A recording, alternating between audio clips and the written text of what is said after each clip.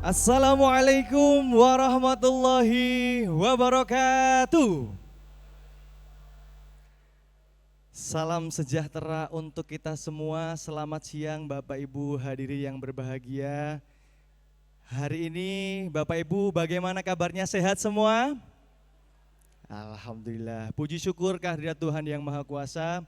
Karena pada siang hari ini kita semua dapat berkumpul di Radialitra Multifunction Hall Solo Pos Media Group dalam acara talk show SMG Economic Insight yang mengangkat tema cerita perlindungan bagaimana asuransi menyelamatkan UMKM yang diselenggarakan Solo Pos Media Group yang didukung oleh BRI dan BCA. Mohon aplaus yang meriah untuk acara kita pada hari ini. Dan Bapak Ibu para hadirin yang berbahagia, perkenalkan saya Hamdi. Saya yang akan membersamai Bapak Ibu sekalian dari mulai acara hingga di akhir acara nanti. Dan perkenankan saya akan menyapa terlebih dahulu. Yang pertama kepada Kepala Bagian Pengawasan Perilaku PUJK, EPK dan LMS Kantor Otoritas Jasa Keuangan atau OJK Kota Solo kepada Bapak Heri Santosa. Selamat siang Bapak, terima kasih sudah berkenan hadir. Dan juga kepada Wakil Ketua Asosiasi Asuransi Umum Indonesia atau AAUI Kota Solo kepada Bapak Muhammad Sofyan. Selamat datang, selamat siang, terima kasih sudah berkenan hadir. Dan juga kepada Ketua Komite Tetap Kadin Solo Bidang Kewirausahaan UMKM dan Koperasi kepada Ibu Maliana Nurwijayanti. Selamat siang Ibu, terima kasih sudah berkenan hadir. Dan juga saya akan menyapa kepada beliau pemimpin redaksi Solo Pos Media Group kepada Kak Rini Yustiningsih. Selamat siang Kak. Kemudian juga kepada redaktur pelaksana Koran Solo Pos ataupun juga selaku jurnalis senior yang nanti akan memandu jalannya talk show ataupun yang akan menjadi moderator kepada Kak Syifaul Arifin. Selamat siang, terima kasih sudah bergabung. Dan juga kepada seluruh rekan-rekan UMKM, tamu undangan dari industri asuransi perbankan dan juga rekan-rekan mahasiswa yang sudah berkenan hadir pada siang hari ini. Dan kepada para hadirin yang berbahagia, ketika kita berbicara soal UMKM, berarti kita sedang membicarakan tentang 65 juta pelaku usaha yang menjadi tulang punggung perekonomian Indonesia. Namun, di balik semangat dan kreativitas para pelaku UMKM ada satu tantangan yang besar yang terus menghantui. Apa itu? Yaitu ketidakpastian. Baik dari sisi ekonomi, lingkungan maupun risiko operasional sehari-hari. Dan secara makro, kita sedang menghadapi dinamika ekonomi global yang tidak menentu. Harga bahan baku yang fluktuatif, perubahan tren konsumsi hingga persaingan pasar yang semakin ketat.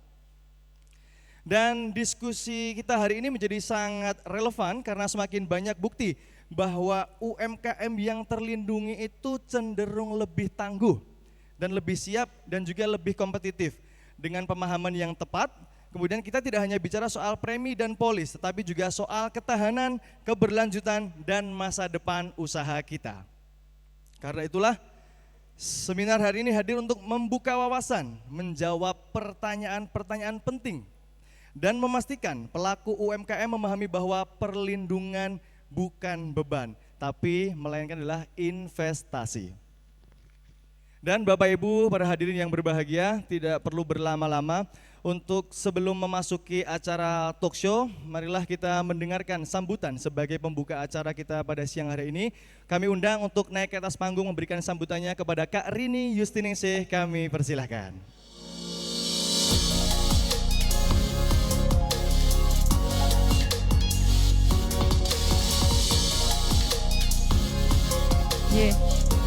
Terima kasih Kak Hamdi. Assalamualaikum. Oh, nunggu musiknya berhenti. Assalamualaikum warahmatullahi wabarakatuh. Selamat siang semuanya, selamat datang di Radialitra. Kami ucapkan juga selamat datang dan salam hormat untuk Pak Heri Santosa dari OJK Solo Pak, terima kasih, sampun rawuh. Kemudian juga Pak Muhammad Sofyan, Terima kasih, tadi sudah ngobrol di belakang, sudah hangat soal asuransi. Nanti kita hangatkan lagi ya di forum diskusi ini. Kemudian ini Mbak Maliana yang dari dulu awetnya seperti ini, awet muda terus ya Mbak ya. Dari zaman saya jadi reporter sampai sekarang. Mbak Maliana ini dari Ketua Komite Tetap Kadin khusus bidang UKM dan kewirausahaan. Baik, selamat datang juga buat saya menyebutnya teman-teman dan sahabat-sahabat UMKM yang ada di Solo dan sekitarnya. Mungkin ini teman-teman dan sahabat UMKM ini bukan kali pertama datang ke Radialitera ya. Saya lihat ada beberapa wajah yang kalau kita bikin event UMKM ini juga sering hadir di sini untuk diskusi dan kita sharing bersama ya Ibu ya Ibu beberapa kali. Jadi nganu Pak Heri, Pak Sofyan, memang ruangan Radialitera ini salah satunya adalah sering dimanfaatkan oleh UMKM Solo Raya untuk kita sharing session pelatihan AI, kemudian juga kemarin soal bagaimana packaging dan lain sebagainya. Tema hari ini itu adalah bagaimana asuransi menyelamatkan UMKM. Series Economic Insight Solo Post Media Group ini adalah series 1 tahun kami menggelar 4 talk show Economic Insight seperti ini dengan tema yang berbeda. Ini adalah series yang terakhir untuk tahun 2025 karena kita menggelar setiap 3 bulan sekali. Insya Allah nanti tahun depan kita akan mulai lagi dengan tema-tema yang lebih menarik dan juga lebih related dan relevan dengan kebutuhan yang ada di wilayah Solo, Jawa Tengah gitu ya dan sekitarnya. Khusus tema hari ini ada sesuatu yang menarik yang akhirnya saya tergelitik gitu ya untuk mengeksplor lebih jauh lagi. Kalau kita lihat catatan jumlah UMKM di Indonesia itu sekitar 59 sampai 66 juta. Jadi mungkin ini belum termasuk yang ultra mikro mungkin ya, sama yang ultra mikro nano lebih bawah lagi gitu ya. Nah dari jumlah itu ada catatan menarik, baru 2,96% yang UMKM ini sudah sadar itu ya, aware pentingnya asuransi. Dalam konteks ini adalah yang 2,96% itu asuransi perlindungan dari bencana. Misalnya kayak bencana banjir, ada gempa dan lain sebagainya dan itu tercover. Tadi kami ngobrol-ngobrol di belakang bahwa ternyata nggak mahal juga ternyata asuransi untuk perlindungan itu 1 tahun bisa 40.000 aja atau 50.000 aja gitu ya. Nanti dieksplorasi di diskusi ini. Tapi yang menarik lainnya adalah bahwa memang diakui kesadaran masyarakat Indonesia yang menjadikan asuransi itu sebagai investasi itu masih minim. Jadi memang perlu upaya terus-menerus yang namanya literasi asuransi.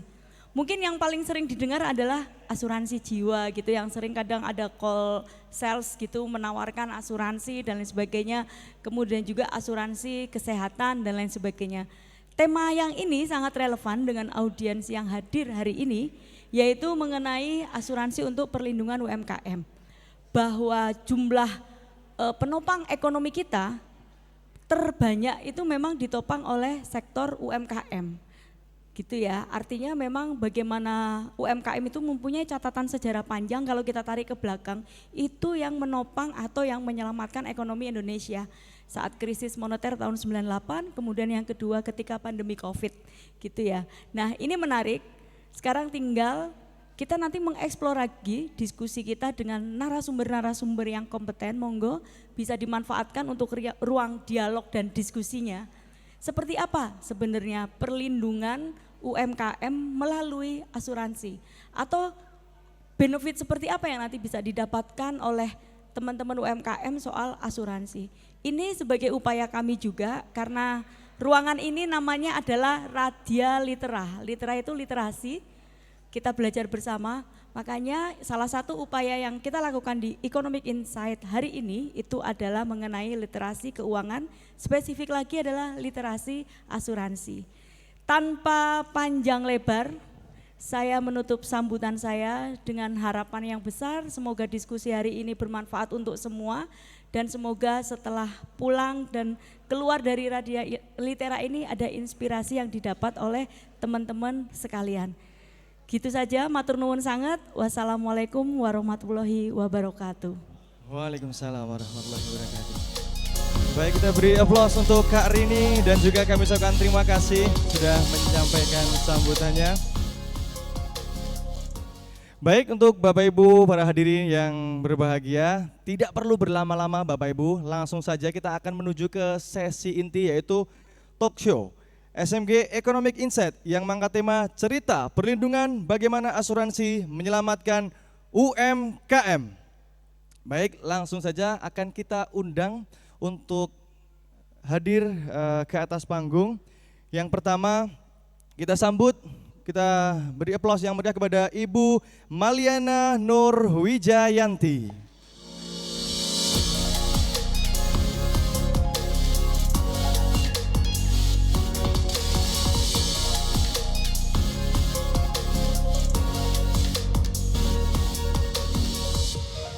Ibu Maliana Nur Wijayanti adalah salah satu tokoh inspiratif perempuan Kota Solo. Selain sebagai Ketua Komite Tetap Kadin Solo bidang kewirausahaan, UMKM dan koperasi, Ibu Maliana juga sebagai Ketua Umum Solopreneur, yakni sekelompok pebisnis kecil yang kreatif di Kota Solo yang lahir dari sesaknya himpitan COVID-19. Dan juga melalui inisiasi beliau membangun Solopreneur, Ibu Maliana menjadi ibu bagi banyak UMKM Kota Solo yang ingin produknya bisa naik kelas, masuk pasar modern maupun upgrade skill. Jadi cocok sekali Ibu jika siang ini beliau hadir yang akan menyampaikan tentang perlindungan untuk UMKM. Sekali lagi kita beri tepuk tangan kepada Ibu Maliana. Dan yang kedua, kita sambut, kita beri tepuk tangan yang meriah, kami undang naik ke atas panggung, beliau Bapak Muhammad Sufyan.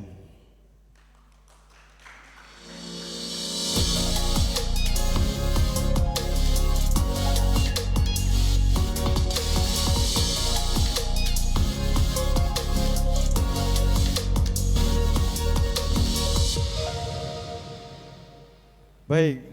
Bapak Muhammad Sufyan, beliau adalah Wakil Ketua Asosiasi Asuransi Umum Indonesia atau yang disingkat AAUI Kota Solo, dan beliau juga selaku Sales and Marketing Specialist di PT Malaka Trust Insurance dan kerap menjadi narasumber edukasi tentang asuransi. Dan kesempatan siang ini beliau akan sharing tentang seberapa penting asuransi bagi UMKM dan asuransi apa saja yang perlu diprioritaskan untuk dimiliki UMKM. Terima kasih Bapak sudah bergabung.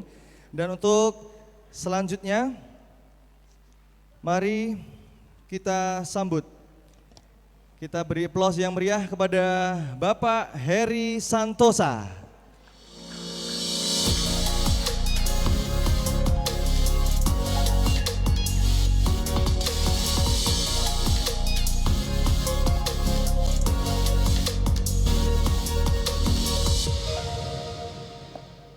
Bapak Heri Santosa, beliau adalah Kepala Bagian Pengawasan Perilaku PUJK, EPK, dan LMS Kantor OJK Kota Solo. Beliau hadir untuk memberikan persepsi kepada kita semua tentang apa langkah strategis yang dilakukan OJK untuk mendukung industri asuransi, serta bagaimana OJK meningkatkan literasi keuangan sektor UMKM di wilayah Solo Raya, dan khususnya terkait pemahaman tentang asuransi. Baik Bapak Ibu para hadirin yang berbahagia, tentunya agar diskusi ini lebih terarah dan lebih hidup, langsung saja kita undang untuk naik ke atas panggung moderator kita kepada Kak Syifaul Arifin. Kami persilahkan.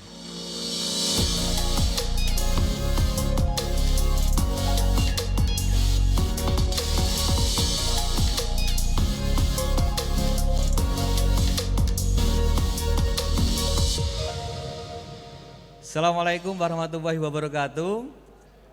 Bapak Ibu, teman-teman dari kalangan UMKM terutama, kemudian pelaku usaha asuransi, dan ketiga narasumber, terima kasih sekali telah hadir di Radia Litera Solo Pos Media Group.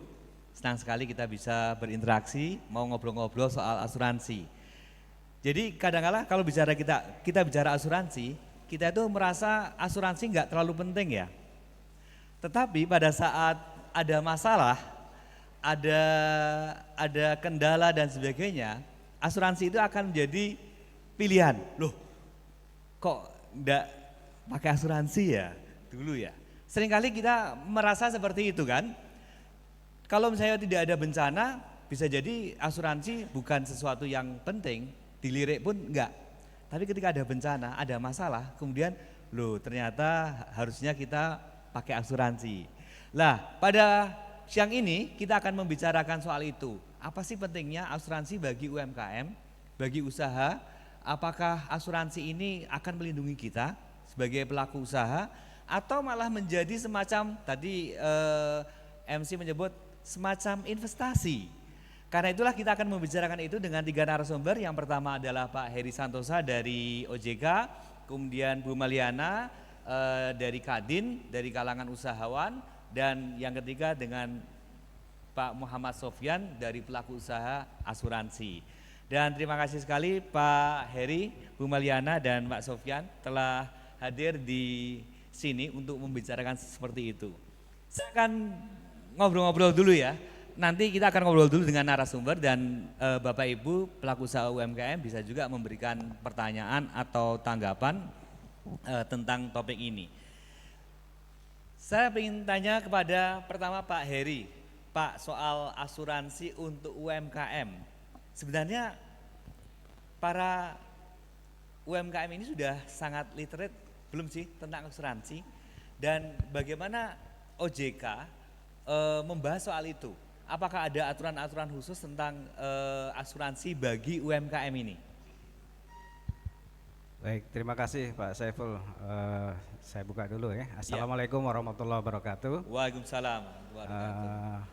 Tentunya yang saya hormati Pak Sofyan, Bu Maliana, Pak Saiful, Sifaul, dan Bapak Ibu sekalian penggiat UMKM, pelaku UMKM ya. Pertama tentu saya sangat apresiasi sekali bisa bergabung dalam forum ini karena ini merupakan bagian dari kampanye kami, kampanye terkait dengan literasi dan inklusi keuangan. Ya. Jadi OJK akan selalu hadir manakala ada kelompok masyarakat yang membutuhkan literasi dan inklusi keuangan ya. Dalam hal ini tentunya kita itu bagian dari kampanye kami sebagai regulator, dalam hal ini mengatur dan mengawasi industri jasa keuangan di seluruh Indonesia. Wabil khusus di saat ini kita membicarakan sektor asuransi ya Pak ya. Nah Bapak Ibu sekalian, kami OJK ini sangat berkepentingan terkait dengan masyarakat itu bisa cerdas dalam mengelola keuangan Pak Sifaul. Jadi cerdas mengelola keuangan itu dalam arti bisa mengalokasikan uang yang dipegangnya itu dengan benar dalam konteks untuk agar uang itu bisa tumbuh berkembang, kemudian juga digunakan untuk hal-hal lain yang bermanfaat. Bapak Ibu sekalian, biasanya kalau kita melakukan edukasi terkait pengelolaan keuangan itu biasanya satu hal yang mesti kami kedepankan itu terkait dengan investasi Pak. Oke. Tapi seharusnya investasi dan asuransi atau proteksi ini tidak bisa dikesampingkan ya, semuanya harus berjalan dengan seimbang. Kalau ibu-ibu sekalian mungkin kalau minta saya bertanya pilih mana investasi atau beli premi gitu. Padahal sama-sama menyisihkan uang dan itu konteksnya sama-sama penting dan itu bermanfaat. Kalau investasi kan dalam arti kita melindungi nilai ya, nilai ke depan ya, artinya kalau kita berinvestasi, menyisihkan uang untuk investasi itu adalah keuntungan yang akan kita dapat untuk masa depan ataupun ya lebih jangka pendek lah. Jangka pendek itu bisa bulanan, 6 bulanan ataupun 1 tahunan atau bahkan tahun-tahun ke depan. Nah itu kalau Bapak Ibu sekalian ini ditanya pilih investasi atau asuransi, pasti pilihnya investasi ya, karena jelas kalau investasi itu kan real ya, realnya itu kalau saya beli sekarang itu bulan depan kita akan dapat apa itu return. Kemudian kalau kita mau memanfaatkan return itu ya tinggal kita ambil ya. Tapi kalau kita berbicara asuransi maka sisi lain dari kalau kita melindungi aset kita atau nilai uang kita, investasi itu melindungi dari inflasi. Kalau asuransi kan melindungi dari proteksi resiko gitu, Pak Sofyan ya.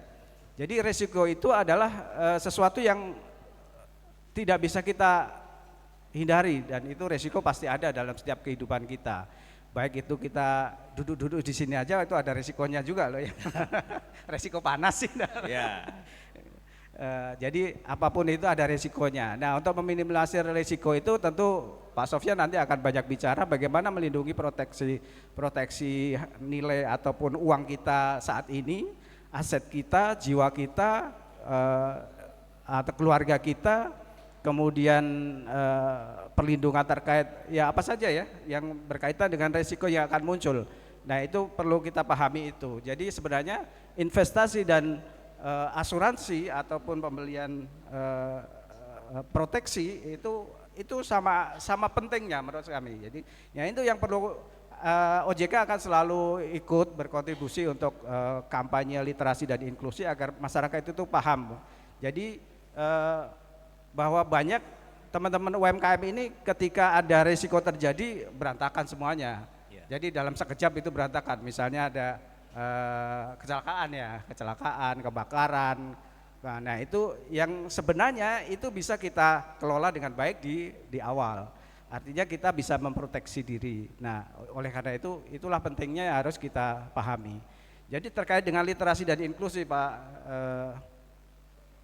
Sifaul, ini memang tercermin ya dari indeks literasi kita di Indonesia ini untuk sektor asuransi. Kami bisa membacanya secara nasional Pak Sifaul. Jadi literasi terkait dengan asuransi ini literasinya 45,45%. Kemudian inklusi itu artinya masyarakat sudah memanfaatkan, sudah terkoneksi dengan produk dan layanan asuransi itu 28,50%. Jadi kalau indeks literasi keuangan secara nasional ya, global ya, ini literasinya kan sudah 66,46%. Kemudian inklusinya 80,51%. Jadi memang kalau tadi Bu Rini ya menyampaikan memang baru sekian persen yang masih terkoneksi atau memanfaatkan produk layanan asuransi, itu memang benar. Yaitu tercermin dari indeks literasi dan inklusi ini yang masih rendah, dan ini menjadi salah satu tugas kami untuk bersama dengan stakeholder terkait itu terutama dengan pelaku usaha jasa keuangan seperti Pak Sofyan ini seringkali kita ajak untuk yuk kita berkunjung ke satu kelompok masyarakat, kaum perempuan, kaum mahasiswa, kemudian kepada pelaku petani dan sebagainya untuk kita bersama-sama memberikan literasi kepada mereka. Dan selain dengan pelaku usaha jasa keuangan, kami juga mengajak ke stakeholder terkait, yaitu Pemkab, Pemkot melalui kita membentuk namanya tim TPAKD, tim percepatan akses keuangan daerah. Nah, itu di sana ada program-program prioritas yang kita attachkan di sana, seperti misalnya di dalam program TPAKD itu ada namanya ekosistem keuangan inklusif yang itu berbasis desa. Jadi kita menggarap salah satu desa atau kelurahan untuk kita mengajak OJK mengajak pihak asuransi, pasar modal, kemudian ada perbankan.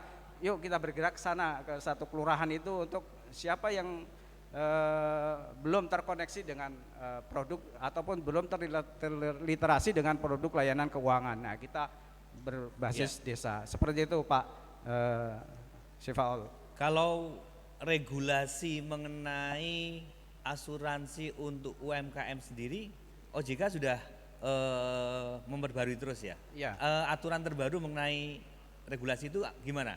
Ya, kalau terkait dengan akses permodalan tentu itu sudah banyak ya.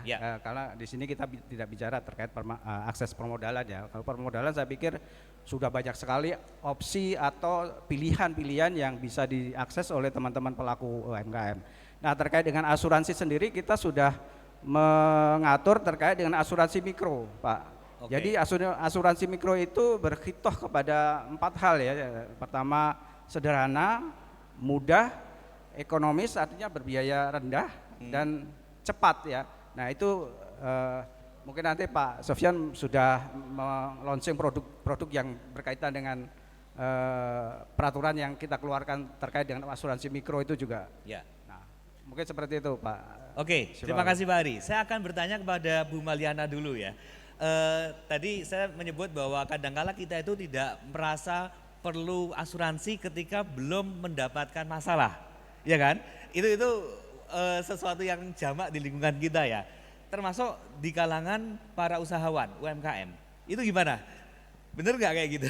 Ya, benar sekali Mas. Karena kesadaran teman-teman UMKM dan juga para wirausaha ini kan masih minim menurut saya. Ya. Terus yang kita tahu bahwa asuransi itu dengan premi yang lumayan gede. Ya. Sehingga itu dijadikan sebagai cost atau biaya tambahan yang mereka mungkin berpikirnya ngapain ada biaya ini, toh lebih baik dipakai untuk biaya market misalkan. Oke, atau investasi yang lain ya, tambahan investasi ya. Kalau UMKM mungkin investasi itu persentase nggak banyak ya Mas. Mereka lebih ke market, kemudian target omset, jadi stok mungkin. Jadi kestabilan bahan itu harus mereka pertahankan dengan apa? Dengan cara menyisihkan modal atau uangnya, yaitu tadi karena menganggapnya sebagai cost, mending tak pakai untuk beli bahan. Oke. Jadi mekaten. Tapi ada kasus nggak? Ternyata atau Bu Maliana mengalami sendiri ya. Setelah ada masalah kemudian baru merasa sadar, wah ini harusnya diasuransikan nih. Ya. Ketika ada kebakaran atau bencana atau faktor lain yang membuat usaha itu terganggu. Ya baik, ada sampel yang 2 hari yang lalu itu saya ketemu dan ngobrol. Dan beliau itu di-share gitu ya. Jadi, tapi tidak berkenan untuk bercerita secara langsung. Yeah. Jadi kalau Anda tahu Candi Elektronik itu salah satu, termasuk pengurus Kadin. Dan saat saya tanya, kok asuransi menurut Koko apa gitu ya? Yang jelas itu sangat penting. Dan gelo. Kecewa. Ketika ada kebakaran tahun berapa ya itu ya? Nah, beberapa waktu yang lalu ya. Beberapa waktu yang lalu. Karena bayar insuransinya itu tidak full. Sehingga saat terjadi itu ya beliau seperti wah, nah sekarang ini apakah sudah full kok? Sudah. Belajar dari pengalaman begitu ya. Itu yang pertama dari teman pengurus itu ya. Kalau dari saya sendiri kebetulan saya handle perusahaan ekspor furniture. Nah ini kan produknya rawan nih Bapak. Jadi karena produknya rawan sehingga memang kami mengasuransikan. Nah selain juga syarat kredit Mas. Ya, oh iya betul. karena syarat kredit itu kan harus diasuransikan.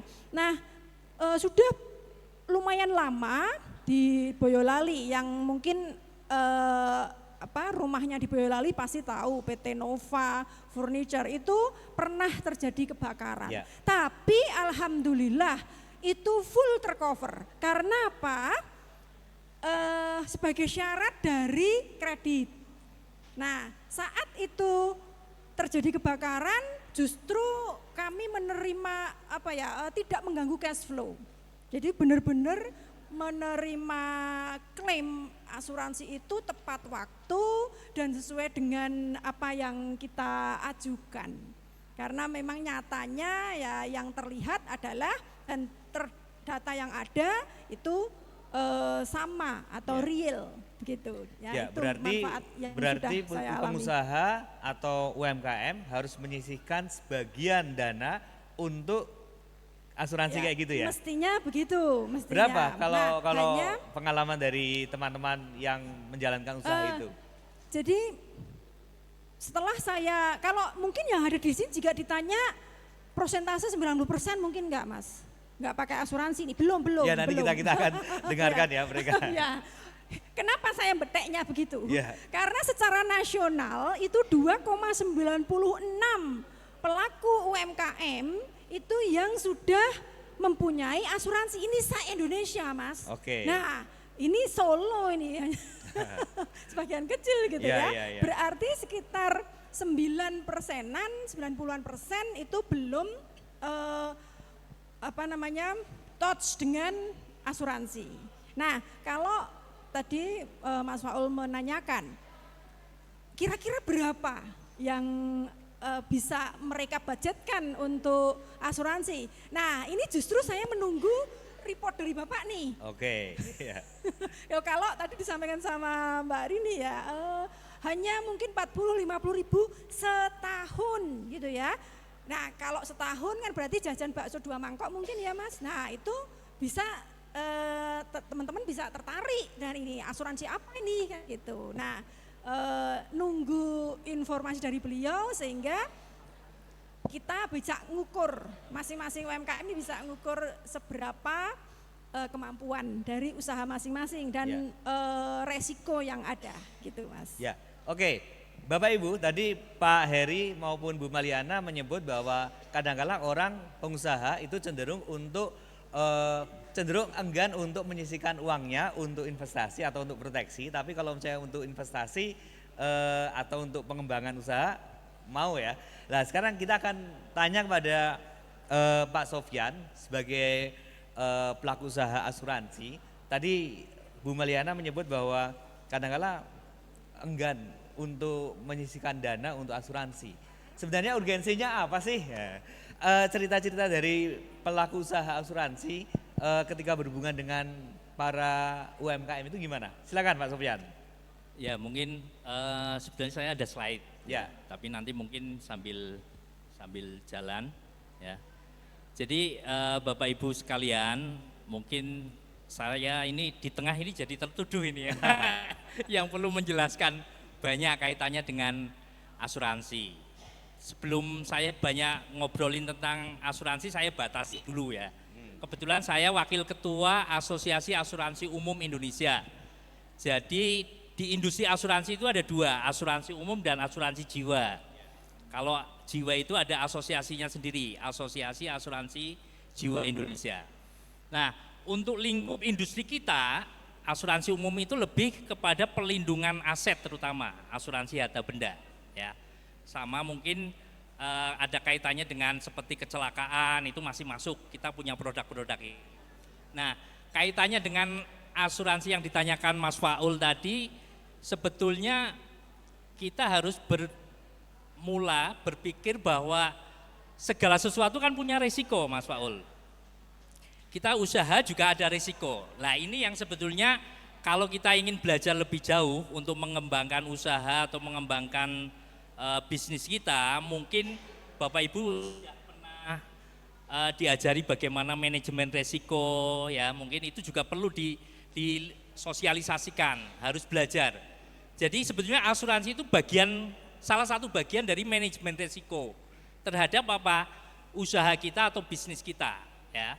Mungkin sekali-kali mungkin bisa mungkin bagi mungkin ada mahasiswa juga yang ingin memulai usaha. Nah ini mulai dari awal harus belajar manajemen resiko ya. Jadi kalau usaha itu kan resikonya kan macam-macam ya. Mungkin kalau dari segi SDM ya, dari segi SDM itu kalau di sebuah perusahaan mungkin SDM-nya punya skill dan lain sebagainya, tapi juga mungkin ada tingkat kecerobohan mereka. Nah ini juga menghambat bisnis kita nantinya. Ini ada resiko-resiko yang perlu diantisipasi. Kemudian risiko yang lain apa? Risiko yang tadi disampaikan Mas Faul, ada risiko bencana. Misal kita punya usaha di pinggir jalan ya. Di pinggir jalan itu kita nggak tahu namanya resiko. Dulu pernah ada kecelakaan di Boyolali itu ya, yang truk dari arah barat kok bisa belok ke puskesmas itu loh Ya. padahal puskesmas sebelah selatan ya.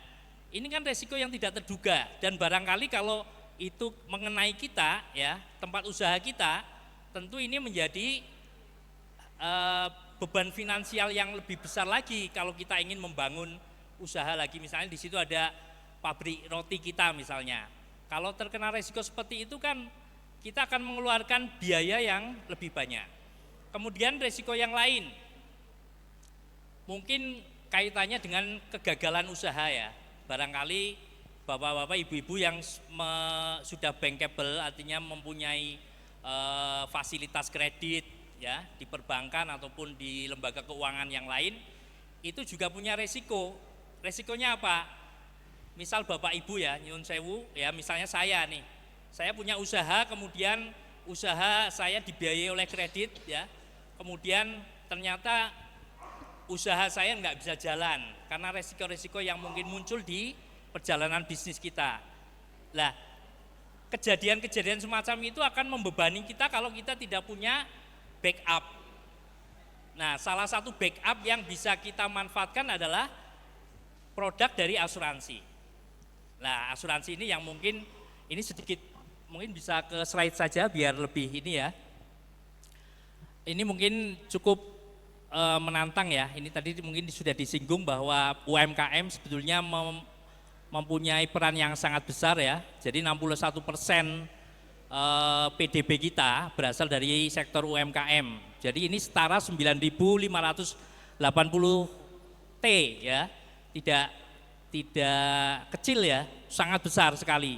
Sehingga mengapa pemerintah dan mungkin semua lembaga pemerintah itu berusaha mendorong agar UMKM ini bisa kuat ya, tangguh ya menghadapi segala kondisi ya. Tadi sampaikan Pak Heri juga ya. Kemudian UMKM ini juga menyerap tenaga kerja yang sangat besar. Hampir 97% tenaga kerja di Indonesia itu ada di sektor UMKM ya. Sehingga tadi saya nyinggung mengenai SDM. SDM ini juga dari Bapak Ibu yang punya karyawan, ini ya dilindungi dengan asuransi salah satunya. Supaya apa? Kalau mereka sakit tidak pusing ya. Saya harus mengeluarkan biaya untuk berobat atau mengeluarkan biaya untuk kalau terjadi kecelakaan misalnya. Sehingga tidak membebani cash flow daripada bisnis Bapak Ibu sekalian ya.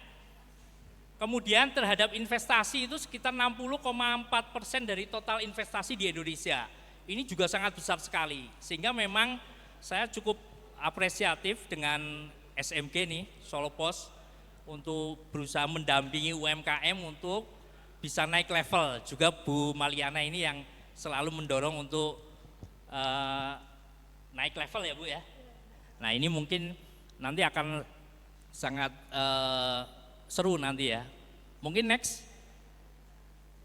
Nah ini yang sebenarnya perlu kita bahas ya. Jadi UMKM tadi yang dengan kondisi peran kontribusinya terhadap PDB, kemudian penyerapan tenaga kerja dan kontribusi secara ekonomi nasional, itu ternyata juga punya risiko-risiko yang sangat banyak. Yang ini tentu menjadi perhatian kita, jangan sampai UMKM yang sudah bagus, produk-produknya bagus, ketika ada risiko misalnya sekarang ada bencana alam di Sumatera ya, itu Bapak Ibu bisa bayangkan ya, mungkin yang punya rumah, punya pabrik semuanya hancur oleh bencana alam. Kalau tidak ada asuransi, itu hanya akan mengandalkan bantuan.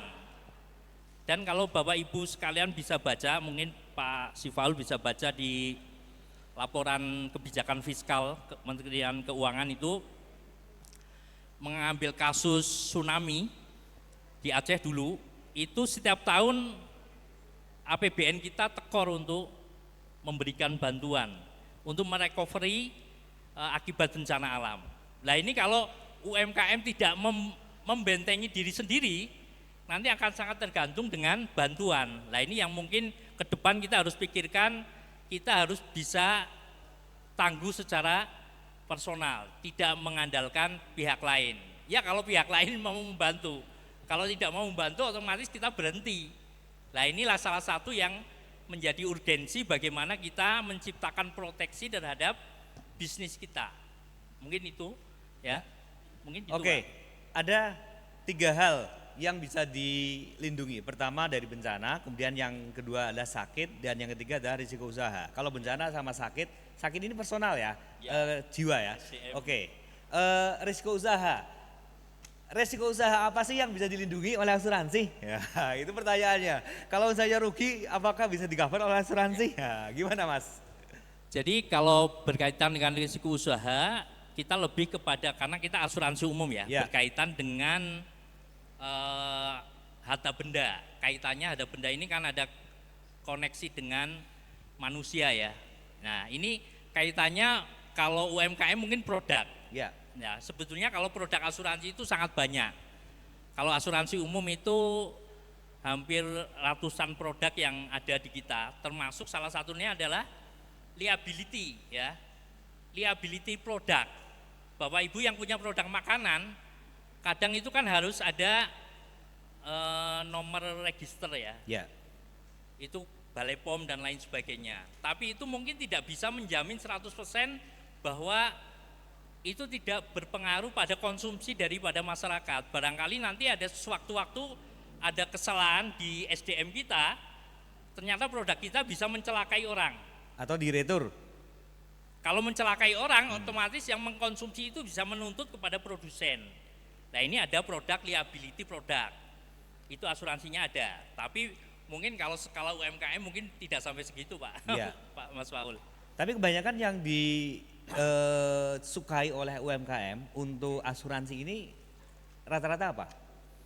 Kalau saya melihat data terutama di perusahaan asuransi yang memang punya fokus produk UMKM ya, Ya. seperti BRI Insurance ya, ini kebanyakan kepada risiko terhadap tempat usaha dan rumah tinggal.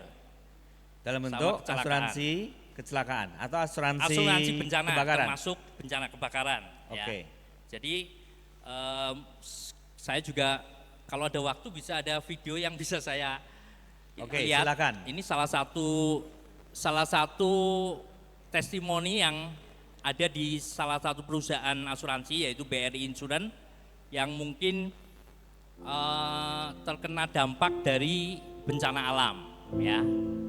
Mereka sudah memiliki produk asuransi mikro sehingga mereka merasa terbantu dengan adanya proteksi tersebut. Oke, ya. ini udah kita setel. Perkenalkan, nama saya Widiawati, saya ibu rumah tangga dan pekerjaan saya ibu rumah tangga. Alamat saya Dusun Kajar Kuning. Nama saya Riki, saya kepala rumah tangga, bekerja sebagai tukang servis elektronik di Desa Kamakajang. Perkenalkan, nama saya Deka Wahyu Chandra. Pekerjaan saya sebagai sopir. Alamat saya Desa Sumberwulu, Dusun Kamarkajang.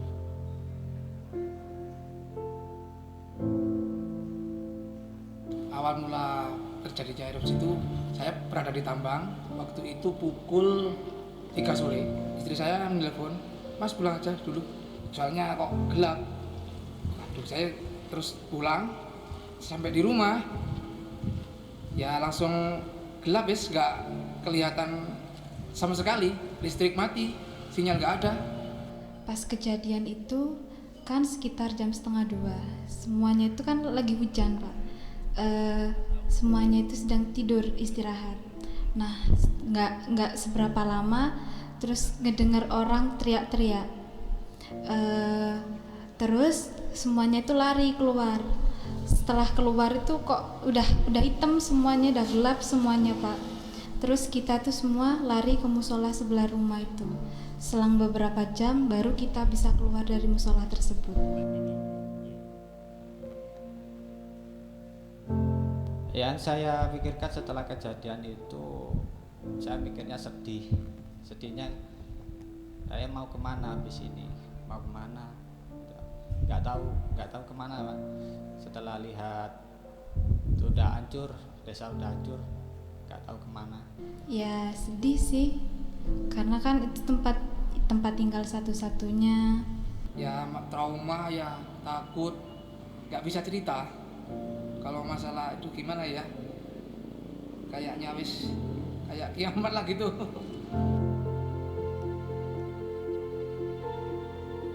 Saya ikut asuransi BRIN sejak bulan Juni 2001 sampai sekarang.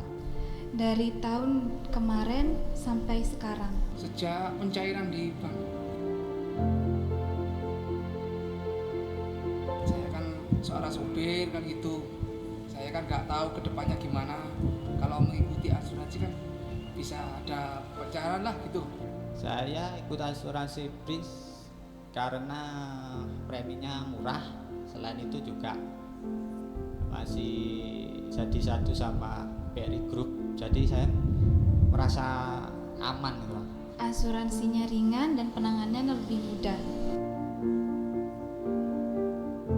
Untuk pengajuan klaim Prince sangat mudah, sangat mudah.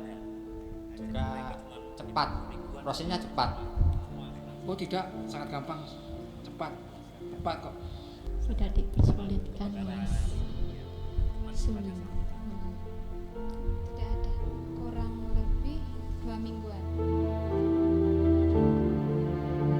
Yang saya rasakan saya sangat senang Mas, rasanya tuh gembira lah Mas, senang lah Mas. Senang, ya bersyukur juga, Pak. Ikut asuransi sangat penting. Ya kita bencana kan nggak tahu kapan terjadi. Yang nggak pengen. Kalau ya seperti ini, sewaktu-waktu kena bencana bisa diklaim dan bisa meringankan kita. Dengan adanya bencana ini, ternyata asuransi itu penting. Terima kasih kepada Prince yang responnya cepat, juga klaimnya itu nggak sulit. Selamat ulang tahun buat Prince yang ke-33 tahun. Harapannya semoga jadi perusahaan yang sukses, semakin jaya. Selamat ulang tahun yang ke-33. Semoga kedepannya semakin sukses dan lancar. Selamat ulang tahun, semoga semakin jaya dan sukses selalu. Oke, video itu menggambarkan bagaimana pelaku usaha terbantu asuransi ketika ada masalah ya. Tadi sempat disinggung juga oleh Bu Maliana tentang kadangkala pelaku usaha itu merasa bahwa dana yang dialokasikan untuk asuransi ini cukup besar. Khawatir dari pelaku usaha itu kayak gitu. Sebenarnya gimana Mas Sofyan? Apakah cukup memberatkan sebenarnya untuk dana asuransi itu bagi pelaku usaha? Terima kasih Mas Faul. Jadi kaitannya dengan produk asuransi, ini kan kita berbicara proteksi ya. Jadi sebetulnya banyak pilihan di produk-produk asuransi. Nah khusus untuk UMKM biasanya gambaran kita sebetulnya agak rancu kalau berbicara UMKM kok level mikro saja ya. Tapi ternyata ada kecil dan menengah.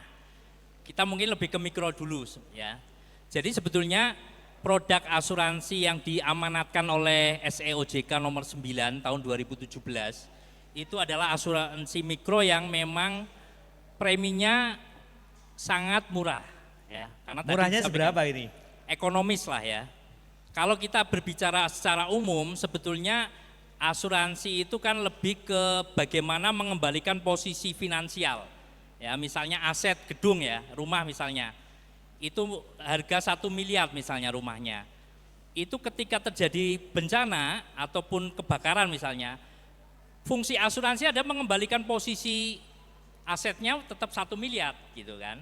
Nah, ini adalah yang actual value ya. Ini asuransi yang secara umum. Nah, dengan adanya SEOJK tadi, kita berusaha memberikan produk untuk pengusaha UMKM itu hanya bersifat santunan, artinya memberikan stimulan lah untuk bisa bangkit ya ketika terjadi resiko.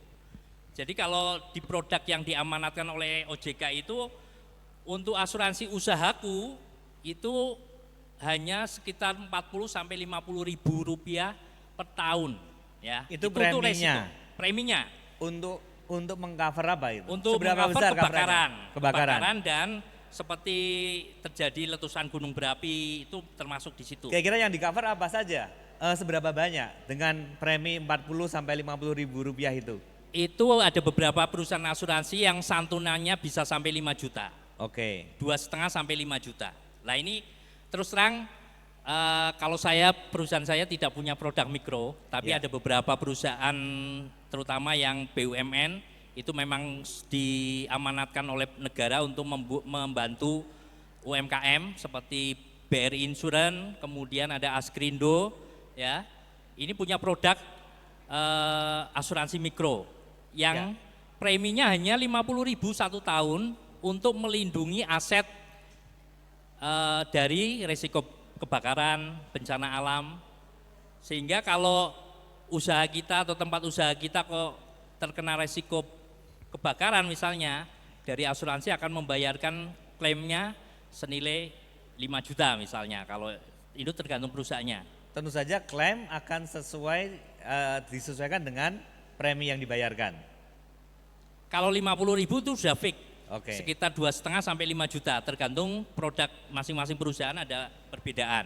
Nanti Bapak Ibu bisa, di sini kebetulan kita ada teman dari Askrindo yang datang dan dari BRI Insurance mungkin nyusul ya, itu nanti bisa kita sosialisasikan juga produk realnya gitu. Ya, oke. Bapak Ibu, teman-teman sekalian, menarik pemaparan dari Pak Heri, kemudian Pak Sofyan, kemudian Bu Maliana tentang pentingnya asuransi. Lah, yang ada di sini itu para pelaku usaha sebagian besar.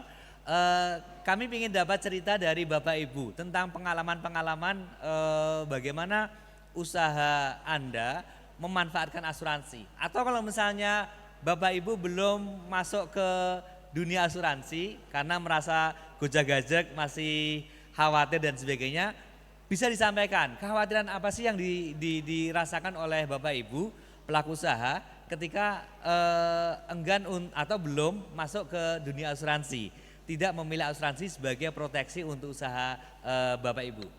Oke, kami akan persilahkan kalau misalnya ada pertanyaan atau tanggapan atau sharing dari Bapak Ibu pelaku usaha mengenai asuransi ini. Silakan. Oke, pertama Ibu di tengah, kemudian yang kedua di sisi kiri saya. Ada lagi, satu lagi? Oke, silakan Bu. Dua dulu ya. Nah. Terima kasih. Assalamualaikum. Bisa perkenalkan juga Bu. Terima kasih. Assalamualaikum warahmatullahi wabarakatuh. Waalaikumsalam. Perkenalkan, nama saya Bu Novi dari Karanganyar. Yang mau saya tanyakan,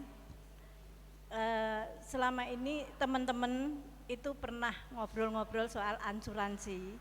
Setelah ikut asuransi, karyawan asuransi yang selalu datang ke kita itu keluar dari asuransi. Lah, selanjutnya yang meneruskan siapa? Setelah jatuh temponya selesai, uang kok terus hilang. Begitu. Terima kasih. Oke, asuransinya apa Bu? Ya macam-macam yang di-sharing-sharing, ngobrol-ngobrol bareng. Oke, usaha kalau Bu Novi apa? Snack, admin snack Pak. Oke, ya. Terima kasih. Oke, matur nuwun Bu Novi. Warahmatullahi wabarakatuh. Waalaikumsalam. Kalau ini terkait dengan teknis bagaimana perusahaan asuransi memaintain konsumen ya. Oke, yang kedua Bu silakan. Bisa juga diceritakan ini tuh tengah. Ya. Bisa diceritakan juga apakah sudah ikut asuransi atau belum, kemudian usahanya apa Bu? Assalamualaikum warahmatullahi wabarakatuh. Perkenalkan saya Ana Dewi. Saya punya usaha percetakan. Karena ini dibatasi tentang asuransi umum ya. Boleh asuransi yang lain juga boleh. Oh, iya. Boleh ya.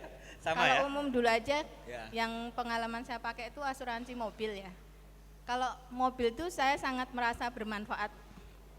Tapi kesulitannya malah kita kadang susah kalau mobil kita udah berusia itu ditolak malahan. Jadi kita itu pakai harus piye ben diterima asuransi. Tapi beda kasus kalau untuk aset yang lain, karena sama tadi ya Bapak bilang UMKM ngasih tadi produk yang murah, tapi kan pertanggungannya juga kecil Pak. Sebenarnya itu juga nggak solutif. Pasti yang harga 1 miliar tadi preminya juga tidak segitu kan Pak. Jadi sama aja pada akhirnya kita belum berani ambil karena kemampuan kita untuk ngisi preminya juga belum gitu.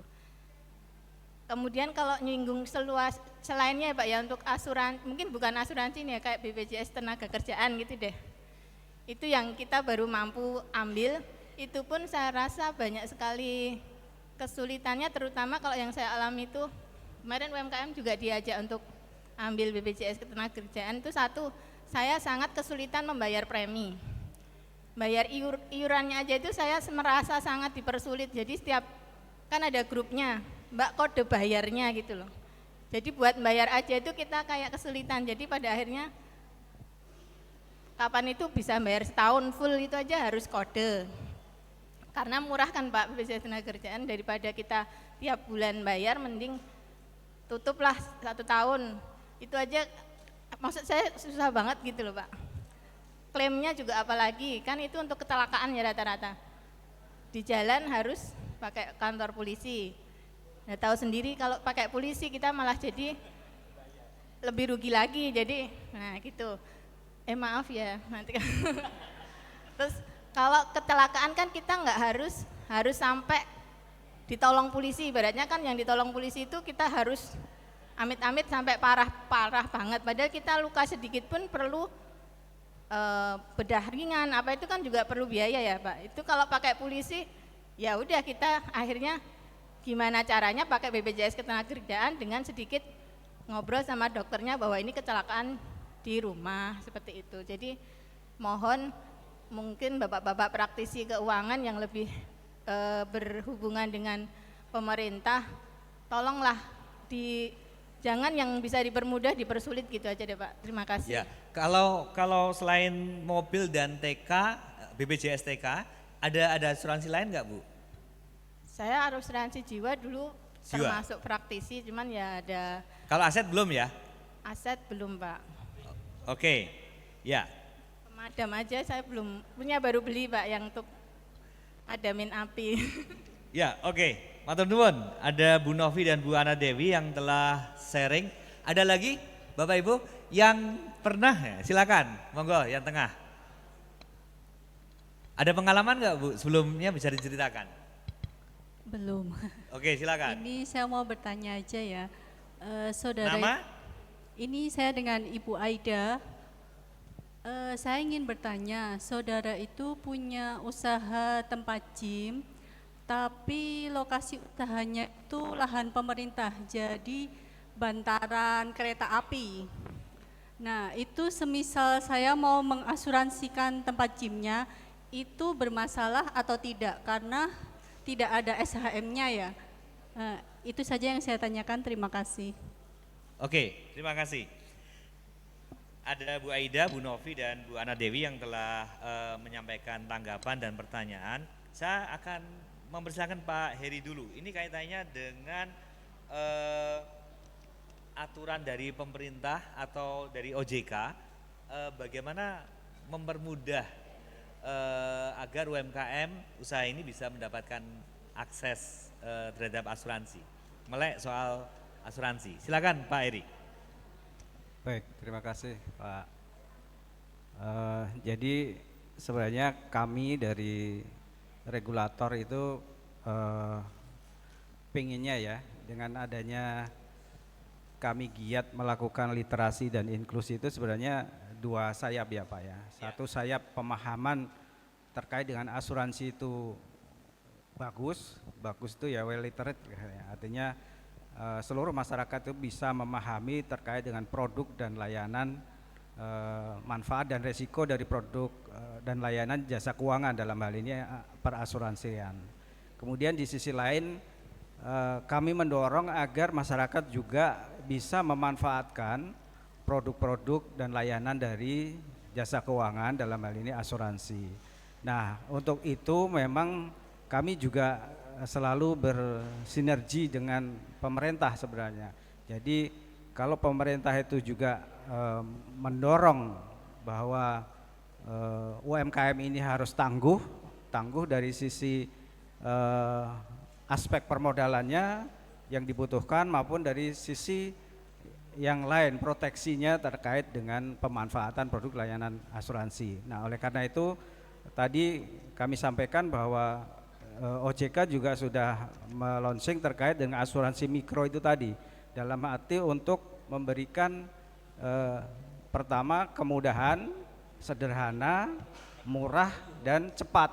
Nah, itu yang menjadi idolanya masyarakat untuk UMKM kan seperti itu ya Pak ya. Tapi dalam konteks tataran teknis itu ya kami serahkan kepada PUJK-nya, pelaku usaha jasa keuangannya. Mau mendesain produknya itu seperti apa, nah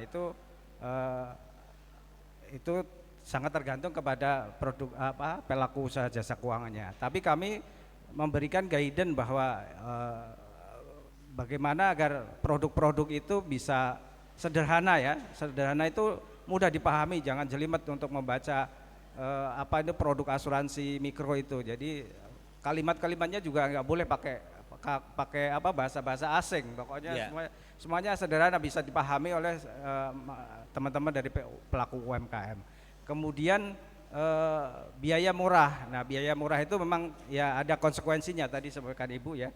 Artinya proteksinya ya memang dengan skala-skala yang mesti tidak besar ya, artinya tapi ada menarik ya. Ini kami dalam beberapa 2 tahun inilah kita menggandeng dalam rangka tadi untuk program ekosistem keuangan inklusif itu yang berbasis desa Pak. Kita selalu menggandeng BPJS tenaga kerja, nah itu kan kategori asuransi sosial ya, jaminan sosial ya. Nah, ada produknya BPJS TK itu yang kami tadi disampaikan Ibu bahwa dalam 1 bulan hanya membayar 16.800. Saya dikoreksi kalau salah ya, karena tapi seingat saya itu selalu teman-teman BPJS itu 16.800 per bulan. Nah, itu mengcover ketika terjadi kecelakaan, kematian. Nah, itu bisa sampai pada warisnya itu misalnya anak sekolah, dia bisa di cover untuk biaya sekolah sampai dengan lulus kuliah perguruan tinggi. Nah, itu termasuk juga itu mengcover dia punya produk-produk untuk yang Bapak Ibu sekalian pelaku UMKM yang memiliki tenaga kerja, ini akan masuknya informal ya. Mereka memang menyasar itu untuk mendukung program pemerintah. Jadi kalau Bapak Ibu pelaku UMKM ini mempunyai 1-2 tenaga yang membantu ya, nah itu sangat murah sekali dan itu sangat membantu untuk proteksi pemilik atau pelaku UMKM untuk bisa. Oke, tapi Pak tadi Anda mengatakan cepat, mudah, murah seperti itu kan. Tapi dalam praktek kadang-kala seperti yang disampaikan oleh ibu-ibu tadi, kadang-kala ada hambatan-hambatan ketika di lapangan, ketika mereka sudah mengakses tetapi tidak mudah juga untuk mencairkan dan sebagainya. Nah, di sisi regulator, OJK sering mendapatkan keluhan-keluhan dari nasabah, dari konsumen asuransi enggak? Ya, baik Mas. Jadi terkait dengan perlindungan konsumen, kami memang membuka layanan ya untuk pengaduan konsumen ya di OJK Solo ini. Kalau dari sektor asuransi ini klasifikasinya minor, artinya kecil lah untuk. Yang kalau kita lihat dari data ya di 2025 ini pengaduan terbesar itu ada di sektor perbankan. Yaitu kalau asuransi rendah itu memang related ya dengan tadi literasi dan inklusinya itu masih, jadi kategori masyarakat itu menggunakan produknya itu kan masih sangat kecil sedikit ya, sehingga itu bisa jadi related pengaduannya menjadi nggak besar. Adapun sebenarnya pengaduan itu lebih kepada klaim asuransi yang berkaitan dengan kasusnya Bumi Putra, kemudian Jiwasraya itu yang masih saat ini masih jalan dalam proses recovery ya. Recovery artinya prosesnya memang panjang karena penyihatannya itu butuh waktu. Ya, oke. Saya akan ke Bu Maliana. Tadi ada cerita-cerita kesulitan dan sebagainya. Tentu saja karena Anda dari Kadin membawai para pelaku usaha, mungkin banyak cerita juga ya, Bu Maliana. Bagaimana sih susahnya untuk berhubungan dengan asuransi? Nah, nanti kan bisa dikonfirmasikan pada Pak Sofian juga ya. Gimana Bu Maliana? Dakwanya Bapak nanti ya. Jangan khawatir, obrolkan aja kalau ada masalah. Baik, tugas Kadin itu kan mengawal. Ya. Mengawal, mendampingi, dan terus berusaha untuk menaik kelaskan. Ya. Nah, saat para UMKM ini sudah naik kelas, mereka mulai diberikan insight karena hambatan para UMKM itu kadang bukan hanya di produknya atau mungkin pasar, paling banyak memang di pemasarannya ya, tetapi kadang-kadang manajemen resiko atau mengelola resiko yang ada. Mereka mungkin tidak akan melihat adanya atau menyisihkan untuk dana darurat. Nah, dan padahal dana darurat ini kan penting. Saya bisa ngomong kalau seperti kayak investasi ya, itu juga penting gitu. Tapi saya tidak bisa ngomong ke UMKM itu untuk sisakan, nggak akan sisa. Karena duit itu muter terus, nggak akan sisa. Persentase nggak bisa disebut juga ya? Berapa sih persentasenya yang bisa dicadangkan untuk dana darurat kayak gitu? Makanya kalau persentase untuk dicadangkan bisa, tapi harus disisihkan. Oke. Harus benar-benar dari awal itu disisihkan. Kalau itu sisa baru mereka berpikir itu, saya yakin 100% nggak akan sisa. Nah, jadi ada dari Solo Pos ini dan saya berterima kasih karena tugas kami adalah mengawal para UMKM ini kemudian mengedukasi. Nah, edukasinya itu lewat Bapak ini. Nah, kemudian bagaimana mungkin interest atau ketertarikan para UMKM gitu ya. Karena UMKM di sini kan mulai dari yang ultra atau nano, itu semua. Kadin nggak bisa milih bahwa saya hanya bisa handle untuk yang UMKM kecil atau menengah kan gitu. Tetapi ya yang nano, yang ultra, yang ultra mikro maksudnya, kemudian yang mikro pun juga ada di situ. Yeah. Dan tadi kalau misal Mas Faul menanyakan, Bu, bagaimana ini ya, karena memang banyak sekali kendala seperti yang ditanyakan Mbaknya tadi, bayarnya susah. Kalau dari yang perusahaan saya sih, karena kan ada yang sudah menengah, UMKM kategori menengah, kan undang-undang sekarang sampai dengan 10M tuh ya Mas, yang menengah. Nah itu nggak ada masalah, karena ikutnya BPJS, dia tadi kan Mbaknya BPJS. Nah kalau untuk yang usaha saya pribadi, saya lebih suka mengamankan diri. Artinya mengamankan diri itu gini, oke, masuk ke asuransi, tetapi saya tambah di gaji. Jadi kita nggak ngerti bayarnya itu secara bagaimana mereka membayar, tetapi saya selalu tanyakan, sudah ikut asuransi BPJS? Sudah Mbak, sudah Bu gitu kan. Nah oke, kita tambahkan di skema gaji dia. Sehingga kesulitan yang tadi disampaikan Mbaknya, jujur saya nggak paham, nggak ngerti. Mungkin nanti akan saya tanyakan, kok apakah juga susah juga untuk dia membayar asuransi gitu. Tapi untuk yang perusahaan-perusahaan yang lain sih nggak ada masalah untuk pembayarannya. Nah untuk para UMKM sendiri ini bisa kalau bencana, kalau sakit iya pasti mereka akan lebih senang atau lebih dibuka mata hatinya dengan bahwa seseorang itu nggak akan sehat terus, akan butuh asuransi untuk yang sakit atau mungkin asuransi kalau bencana Solo mungkin nggak begitu ini secara alam ya Pak, tapi kebakaran atau apa itu juga mereka mestinya sudah harus mulai berpikir tentang itu. Nah yang saya justru mungkin tanyakan ke Bapak ini jadi penanya nih Mas. Para UMKM itu kadang-kadang punya yang namanya piutang. Piutang. Nah, kalau tadi ada asuransi liabilities untuk mengcover produk. Nah, untuk mengcover para piutang mereka. Nah, itu yang tidak bisa ditagih. Nah, yang tidak bisa ditagih. Nah, kalau yang tadi kita ngobrolnya ngover rugi kita bisa enggak ya kan gitu. Pasti jawabannya jawaban Bapak mesti enggak bisa gitu. Tapi kalau ini piutang nih yang sudah kita akui sebagai penjualan kita, penjualannya para UMKM.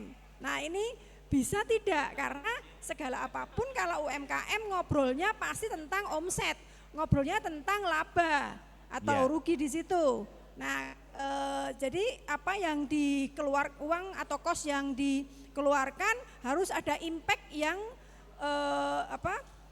bisa dirasakan gitu. Terima kasih gitu Bapak, Mas, matur nuwun. Oke, selain soal piutang nanti yang harus dijawab, ada 3 hal yang tadi disampaikan oleh Bapak Ibu-ibu tadi. Pertama adalah tentang persyaratan. Kemudian yang kedua, persyaratan itu kayak misalnya yang tidak terlalu mudah kayak hak milik atau mobil dan sebagainya. Yang kedua soal teknis di prosesnya. Kayak misalnya tadi AE atau pemasar kadang-kala berganti-ganti sehingga bagi konsumen itu kesusahan untuk mengaksesnya. Yang ketiga itu pada persyaratan-persyaratan pencairan klaim tersebut yang kadang-kala susah. Dan tadi yang disampaikan oleh Bu Maliana tadi. Silakan Pak Sofyan. Terima kasih. Saya coba jawab ini ya. Kaitannya dengan term and kondisi yang bisa diasuransikan. Tadi saya menyinggung kaitannya dengan produk asuransi itu banyak ya. Ini saya batasi dulu bahwa asuransi itu ada asuransi jiwa, asuransi umum yang berkaitan dengan harta benda atau aset, ada asuransi sosial ya. Jadi mungkin bedanya nanti sedikit saya spill ya. Kalau asuransi jiwa mungkin Bapak Ibu sudah familiar ya. Kaitannya tadi yang ditanyakan masalah BPJS Kesehatan dan TK. Yang jiwa itu yang tadi bayarnya ganti-ganti. Oke. Ya, karena memang media pemasarannya kalau asuransi jiwa itu lebih ke agensi ya. Jadi agennya ganti-ganti. Oh ini agennya udah keluar nggak di sini. Kemudian ganti siapa ini jadi susah untuk membayar premi. Nah, ini menjadi catatan juga nanti mungkin OJK perlu mengawasi juga ini kaitannya dengan perpindahan agensi ya, kaitannya tadinya agent A kok sekarang jadi agent B, otomatis konsumen dari agent A kan mau bayar bingung gitu ya. Tapi sebetulnya memang kita harus meliterasi bahwa kalau produk asuransi itu kaitannya dengan perusahaan, ini yang perlu kita harus mindset kita sedang bertransaksi dengan perusahaan. Ya. Jadi kita harus punya informasi tentang legalitas produk dan perusahaannya juga legal ya. Misalnya asuransi A ini terdaftar enggak di OJK, produknya terdaftar enggak. Ini bagiannya Pak Heri biasanya tentang legalitas produk itu juga sering disosialisasikan. Jadi memang itu harus kita harus tahu sehingga ketika berganti agensi itu ada nomor hotline-nya. Kita bisa hubungi ke kantor perusahaannya. Ini saya nomor polis sekian akan bayar premi. Ini lebih ke asuransi jiwa ya. Kalau berkaitan dengan asuransi harta benda atau aset, itu memang tadi kaitannya dengan status tanah ya tadi ya. Ada tempat usahanya di bantaran sungai atau di bantaran kereta api, itu memang secara legal aset itu bukan aset Anda ya, yang punya di situ ya. Itu kalau persyaratan asuransi umum itu kan ada insurable interest. Artinya apa? Kita yang mengasuransikan itu punya kepentingan terhadap yang diasuransikan. Sehingga ketika itu tidak ada SHM, sebetulnya perusahaan asuransi juga tidak akan mau menerima harusnya ya, karena tidak punya insurable interest. Jadi nggak bisa ya? Nggak bisa. Kalau itu asuransi menerima berarti itu tanggung jawab asuransi dan itu harus mempertanggungjawabkan secara hukum. Ya. Jadi kalau kita berdiri di posisi tanah negara ataupun tanah perusahaan, nah ini tidak perlu diasuransikan sebetulnya, karena kita sebenarnya nggak punya kepentingan, karena kita masih numpang gitu ya. Tapi kalau di dalamnya ada aset ya, semacam isi bangunan, misalnya kita sewa tempat, ya, misalnya kita buka toko roti atau toko apa, tokonya kan bukan milik kita, tapi ada barang-barang yang di dalam adalah milik kita. Misalnya kita produksinya juga di situ, membuat roti ya, mesin-mesin yang ada itu bisa diasuransikan hanya isinya saja. Bisa ya? Bisa. Hanya spasial kayak gitu ya. Jadi isinya saja yang diasuransikan. Kemudian tadi saya menyinggung mengenai actual value, Bu. Jadi wah kalau asuransi mikro santunannya hanya 5 juta, padahal saya asetnya puluhan juta. Berarti Ibu bukan lagi menjadi usaha mikro, tapi sudah naik level menjadi usaha kecil ataupun menjadi usaha menengah. Nah kalau ini pasti produk asuransinya jangan asuransi mikro, tapi asuransi yang standar umum, yang nilai pertanggungannya sesuai dengan nilai aktualnya. Asetnya nilainya 1 M ya udah, yang diasuransikan 1 miliar. Jadi tidak pakai yang 50.000 setahun gitu kan. Nah misal kalau preminya saja untuk asuransi rumah misalnya, itu sebenarnya kalau resiko kebakaran itu hanya 0,294 per mil. Jadi kalau 1 miliar itu hanya 294.000 rupiah 1 tahun ya untuk resiko kebakaran. Jadi sebenarnya Bapak tadi Bu Maliana menyampaikan mengenai manajemen resiko, salah satunya memang harus menyisihkan untuk antisipasi, proteksi ya. Supaya apa? Resiko-resiko yang tidak mungkin ditanggung oleh misalnya kita ya, saya daripada beli asuransi mending saya tabung. Nanti kalau ada resiko dari uang tabungan. Ya kalau resiko yang kerugiannya bisa di cover tabungan. Kalau nilainya lebih dari itu, kita kan nggak mungkin. Sehingga cash flow kita akan habis untuk membiayai untuk merecovery akibat bencana itu. Sehingga dengan asuransi itu adalah salah satu metode bagaimana kita menciptakan proteksi sesuai dengan actual value-nya. Soal kesulitan atau keribetan untuk mencairkan. Oh ya, mengenai Gimana? tadi ya kaitannya dengan mungkin contohnya adalah BPJS itu sebetulnya BPJS itu adalah asuransi sosial. Karena memang dibentuk oleh negara untuk seluruh masyarakat ya. Jadi tadi saya menyinggung ada asuransi jiwa, asuransi umum dan asuransi sosial. Kalau BPJS ini kaitannya dengan sebenarnya produknya ada di asuransi umum juga mungkin. Jadi kalau Bapak Ibu tadi agak kesulitan mengakses bisa dipindahkan ke asuransi umum untuk asuransi kecelakaan ya. Tapi kalau mengenai pelayanan sebetulnya kalau asuransi BPJS juga problemnya pembayarannya tadi ya? Ya, pencairan pembayaran. Nah itu sebetulnya kalau di kita di asuransi umum sih relatif tidak ada masalah sih. Kalau saya melihat data dari OJK yang disampaikan Pak Heri juga sangat minor sekali aduan tentang asuransi umum ya. Kemudian tadi menyinggung mengenai mobil dulu ya. Mobil itu memang ada batasan ya. Ini juga diatur oleh OJK. Jadi batasan asuransi mobil kalau udah punya mobil mungkin harus actual value. Dan itu memang ada batasan usia. Kalau sudah di atas 10 tahun bisa komprehensif ya. Jadi asuransinya hanya total loss. Kalau minimal kecelakaan kerugiannya 75% baru bisa klaim. Kalau komprehensif kan partial loss, berapapun kerugiannya nanti akan di-cover oleh asuransi. Jadi kalau mobilnya sudah agak tua gitu, di atas 10 tahun ya memang tidak bisa asuransi oris lah istilahnya. Oke, terima kasih. Saya Pak mau memberi kesempatan lagi kepada Bapak Ibu dari pelaku UMKM yang mau sharing. Masih ada enggak keraguan dari Bapak Ibu untuk memproteksi usahanya? Silakan Bu. Ada satu, kemudian yang kedua depan sini. Oke, silakan. 3, oke. Tes. Ya. Terima kasih untuk waktu yang diberikan pada saya. Perkenalkan, nama saya Indianti.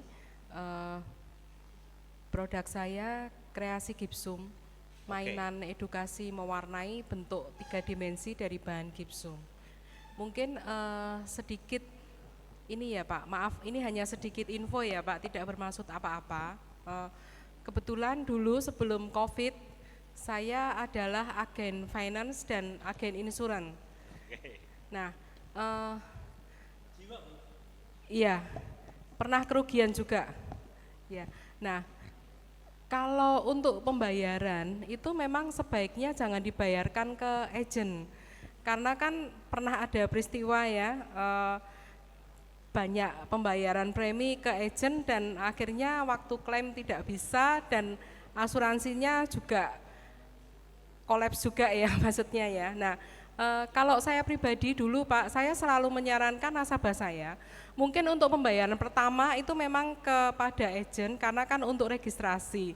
Tetapi untuk pembayaran berikutnya itu langsung ke rekening perusahaan asuransi.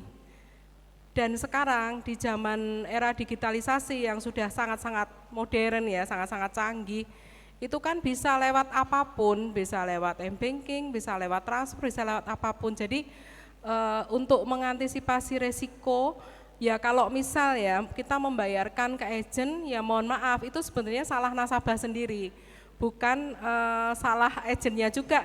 Ya siapa orangnya, namanya lihat duit ya Pak, saya pun dikasih duit ya akhirnya larinya ke mall ya Pak ya. Ya mungkin begitu, jadi ini suatu edukasi ya bagi kita semua,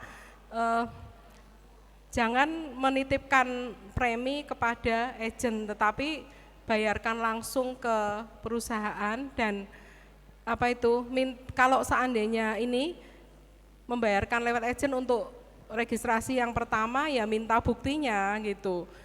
Ya itu mungkin yang saya sampaikan. Kemudian ini Pak, ini saya ingin mungkin sharing atau curhat atau keluhan juga ya. Sepanjang pengalaman saya sebagai agent sebelum COVID itu ya Pak, menawarkan asuransi kepada warga negara Indonesia itu omongannya sampai berbusa-busa, follow up-nya ngabisin sanda, akhirnya ditolak juga. Ya, mungkin karena kesadaran pentingnya asuransi, pentingnya proteksi bagi warga negara Indonesia itu masih sangat minim ya.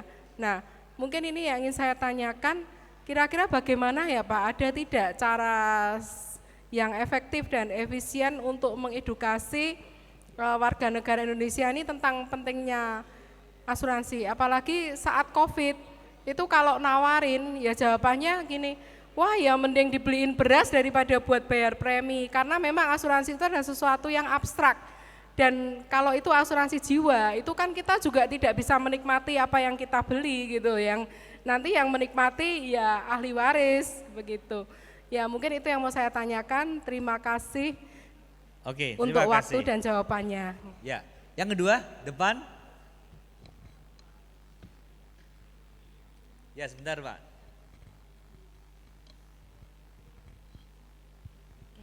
Baik, selamat sore Bapak Ibu. Izin memperkenalkan diri, nama saya Vela Vidya. Saya seorang mahasiswa sekaligus sedang merintis usaha di bidang konveksi. Untuk Bapak Sofyan dan Bapak Heri, saya izin bertanya Bapak. Karena tadi mendengar ketakutan dari ibu-ibu terkait asuransi dan kesusahannya atau bahkan preminya yang terlalu tinggi dan lain sebagainya. Untuk kami para mahasiswa, apakah ada tips khusus untuk memilih asuransi yang tepat? Dan kapan waktu terbaik untuk join asuransi? Karena mengingat kalau mahasiswa pendapatannya tidak stabil, tapi punya impian nanti jadi pengusaha yang besar. Seperti itu Bapak Sufyan dan Pak Heri. Untuk Ibu Maliana, Ibu apakah ada program khusus dari Pemkot Solo untuk kami para mahasiswa wirausaha Ibu yang tergolong UMKM atau bahkan usaha mikro dan paling kecilnya lagi terkait pendampingan asuransi ini Bu. Karena jujur di kampus sendiri memang tidak ada edukasi seperti ini. Siapa tahu dari Pemkot Solo ada program yang mungkin saya pribadi dan teman-teman mahasiswa saat ini hadir belum tahu, seperti itu. Terima kasih. Matur nuwun. Yang selanjutnya belakang ya. Bapak bertopi.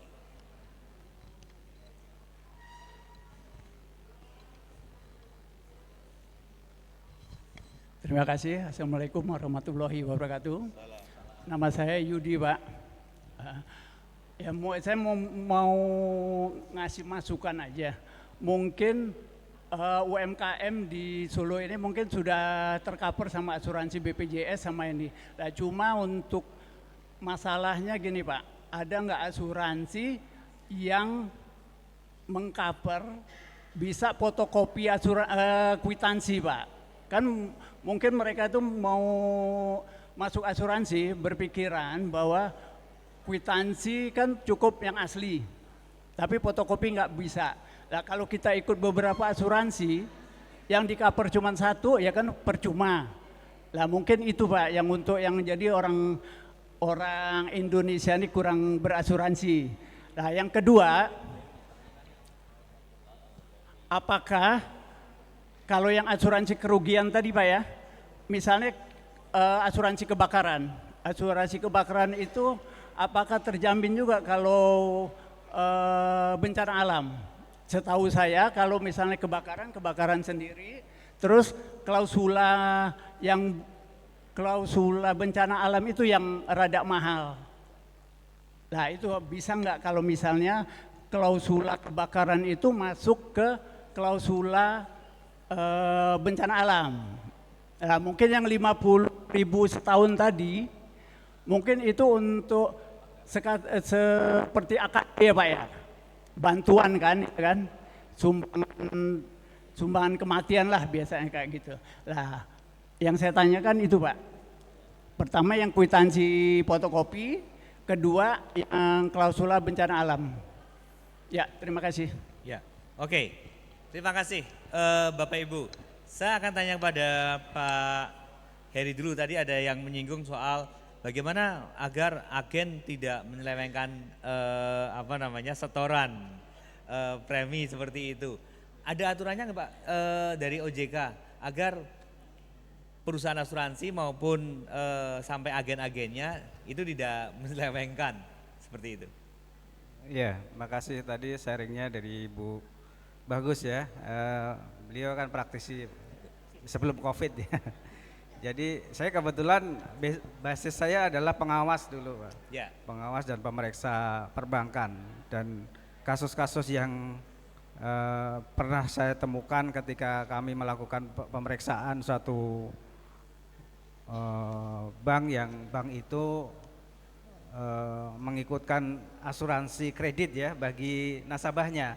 Nah, itu ternyata banyak dana-dana yang dibayarkan ke pihak asuransi itu dilarikan oleh agennya. Nah, itu sebagai bagian dari salah satu, kalau kami melihatnya dari salah satu mitigasi risiko aja, Pak. Jadi tata kelola yang baik. Betul tadi disampaikan Ibu tadi bahwa ketika kita bertransaksi dengan agen, nah itu pastikan bahwa agen itu benar ya, artinya bukan abal-abal. Kemudian pastikan rekening yang kita transfer adalah rekening untuk pembayaran premi, itu rekeningnya milik perusahaan, bukan atas nama agen itu. Karena kalau milik agen itu pasti potensi diselewengkannya akan tinggi gitu, Pak. Jadi itu sejauh ini saya belum tahu untuk kewajiban apakah harus lewat rekening asuransi atau tidak, tapi itu bagian dari mitigasi risiko yang selalu kita sampaikan, tekankan kepada dua pihak, dari perusahaan asuransinya maupun dari konsumen ketika kita melakukan literasi dan edukasi. Tentang gitu. ini, Pak, edukasi asuransi yang efektif itu gimana? Biar enggak agen sudah berbusa-busa ngomong soal asuransi tapi ujung-ujungnya ditolak juga. Ya, betul. Mungkin era digital sekarang ini lebih ya, tadi sempat kita ngobrol-ngobrol ketika kita beli barang melalui e-commerce itu sekarang kan sudah ada ini ya, ada opsi-opsi untuk di situ ada ikut asuransi pengiriman barang atau sebenarnya itu bagian dari salah satu literasi ya, yang itu karena literasi ini sudah menjadi kewajibannya pelaku usaha jasa keuangan. Itu kalau peraturan kita sudah mewajibkan dalam satu semester mereka melakukan literasi dan literasi kepada masyarakat ya. Itu satu semester sekali, dan itu seluruh perusahaan ya, Pak ya, itu diwajibkan. Jadi memang kegiatan atau kampanye literasi dan inklusi dari OJK ini sebenarnya hanya menguatkan saja, menguatkan dari sebenarnya itu kewajiban daripada masing-masing pelaku usaha jasa keuangan ketika menawarkan produk itu dan layanannya sekarang tidak boleh hanya sekilas pandang. Sekarang ada kewajiban untuk membuat ringkasan produk. Misalnya asuransi, produk layanan produk A gitu, dia harus membuat ringkasan produk yang bisa dibaca secara sekilas, artinya tidak bertele-tele, ringkasan produk ya Pak. Jadi rangkuman produk itu bisa dibaca, itu harus disediakan oleh pelaku usaha jasa keuangan. Kemudian 7 prinsip perlindungan konsumen juga sudah harus wajib dilakukan oleh para praktisi atau pelaku usaha jasa keuangan.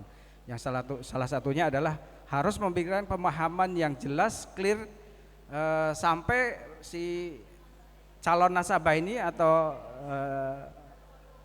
prospek yang akan dituju ini sudah paham, ditanyakan paham baru bisa lanjut gitu ya. Tapi prakteknya begini Pak Heri, ketika kita membaca syarat dan ketentuan itu yang sangat banyak, kemudian panjang dan sebagainya, nasabah konsumen itu kadang-kala tidak terlalu peduli dan itu memang membuat atau malah menjadi vita kompli ya, agar konsumen tidak membaca seperti itu. Gimana? Ya, itu sudah sekarang sudah dilindungi dengan POJK nomor 22 tahun 2023, Pak. Gimana? Jadi pelindungannya gimana? Bahwa 7 prinsip tadi yang bahwa ketika mau bertransaksi atau nasabah mau membeli produk atau layanan itu harus salah satunya adalah membuat ringkasan produknya itu apa, cost dan benefitnya itu harus jelas, manfaatnya apa, resikonya apa, itu harus jelas di ringkasan itu. Kemudian polis ataupun perjanjian kredit ya kalau di perbankan itu harus dibacakan secara jelas. Jadi tidak lagi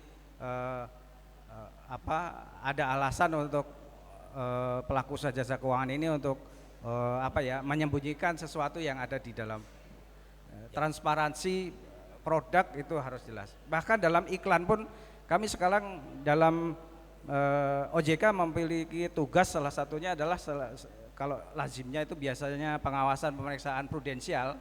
Prudensial itu yang lazim dilakukan pemeriksaan terkait dengan tingkat kesehatan bank dan kami juga ada namanya pengawasan perilaku yang ada di bawah saya ini, perilaku pelaku usaha jasa keuangan. Jadi ketika Mas Sofyan ini iklan di media itu akan ketangkep di sistem saya.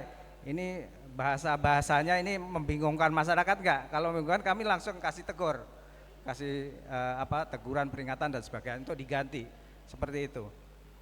Nah mungkin untuk terkait dengan tadi Mbak mahasiswa yang terkait dengan tips-tips pemilihan asuransi ya tentunya kami selalu mengedepankan kalau melakukan literasi itu 2L, legal dan logis ya. Nah, kalau asuransi jarang ya, artinya yang menawarkan janji-janji yang ini ya. Cuman logisnya itu ya, legalnya harus diperhatikan bahwa perusahaan yang menawarkan itu legal, berizin dan terdaftar di OJK. Kemudian pastikan kita harus paham ya, perusahaan asuransi itu memang bermacam-macam itu kapasitasnya ya. Ada perusahaan ABC meskipun itu kami awasin, tapi ada clusteringnya ya. Ada yang memang bagus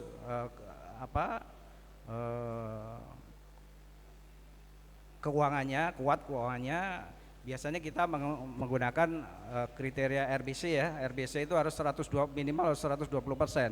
Itu dikategorikan ya sudah sehat lah itu.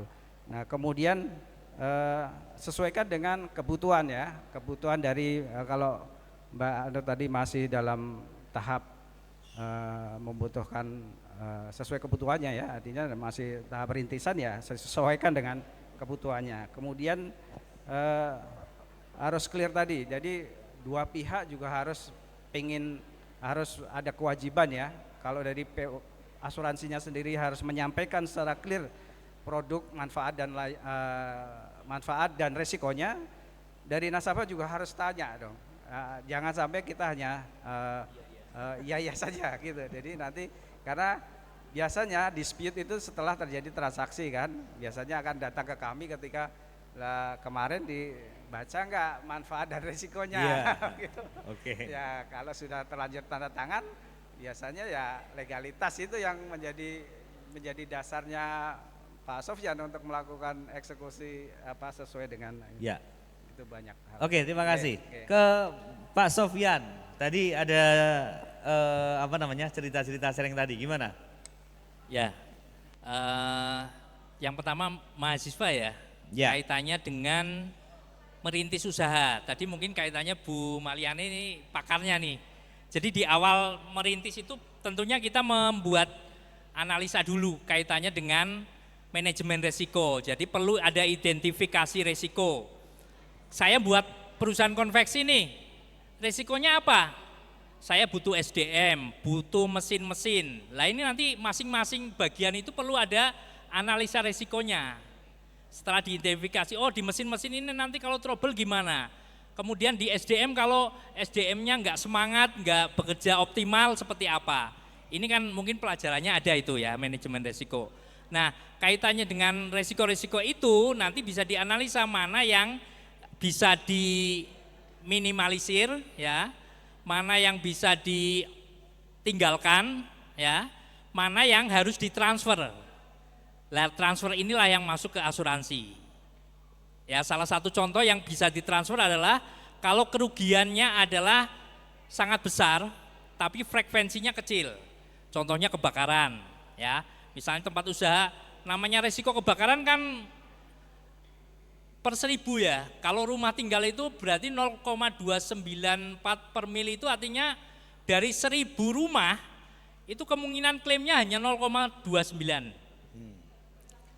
Artinya apa? Itu yang menjadi dasar perhitungan premi. Jadi kalau rumah 100 juta itu sebenarnya sangat murah untuk resiko kebakaran, hanya Rp29.400. 1 tahun Mas Waul. Jadi rumah kita kalau nilainya hanya 100 juta, kita sisihkan aja Rp29.400 untuk asuransi kebakaran. Ya. Nah nanti tergantung mbaknya, kira-kira risiko-risiko mana yang itu harus ditransfer. Kalau kita hanya mengumpulkan nabung, wah kalau misalnya sepeda motor resikonya bannya tipis, rantainya putus, itu mungkin dengan tabungan kita bisa. Tapi kalau itu kecelakaan misalnya, tabrakan, itu kan nilainya gede. Tapi itu memang frekuensinya kecil, jarang sekali, maksudnya kemungkinannya jarang ya. Tapi kalau terjadi maka kerugiannya sangat besar. Inilah yang perlu diasuransikan, ditransfer kepada perusahaan asuransi. Jadi kalau memang memulai usaha ya itu ada identifikasi yang harus dilakukan, analisanya, dan nanti konklusinya seperti apa. Oh ini yang bisa diasuransikan, ini enggak usah karena ini terlalu jarang dan kalaupun rugi kecil ya. Mungkin itu yang kalau resiko tadi yang disampaikan oleh Bu Maliana, piutang tidak tertagih bisa nggak? Ada sebetulnya. Ini biasanya memang untuk usaha kalau menengah kayaknya juga sudah mulai itu. Jadi ada penjaminan ataupun surety bond ya, bonding. Jadi ada jaminan uang muka, jaminan pelaksanaan.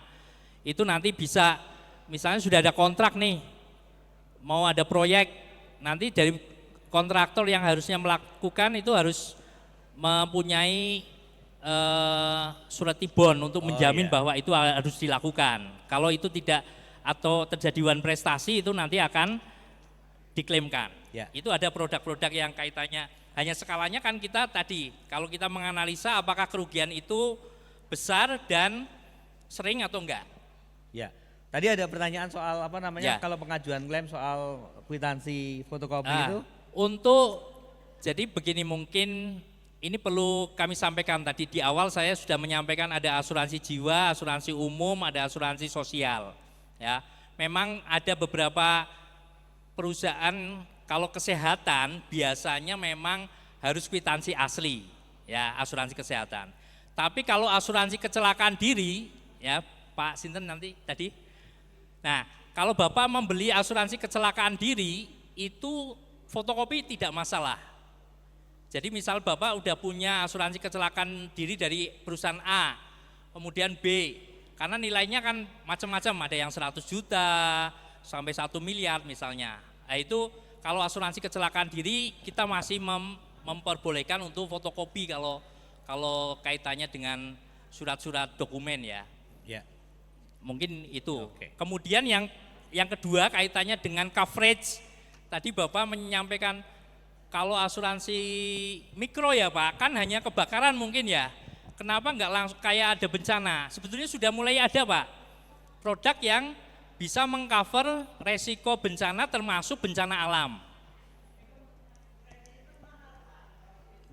Jadi kalau actual value memang betul, kalau actual value premi yang umum, kalau kita mengasuransikan pabrik misalnya, itu kan ada rate premi yang diatur OJK ya.